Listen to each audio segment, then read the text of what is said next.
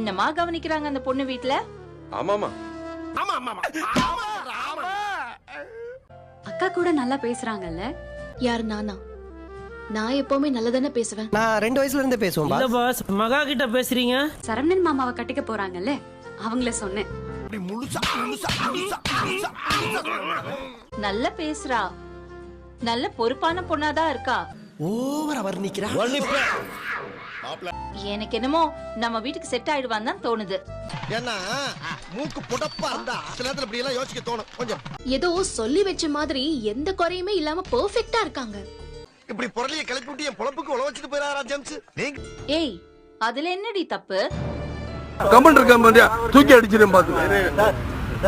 எல்லாமே கரெக்டா இருந்தா நல்லது தானே?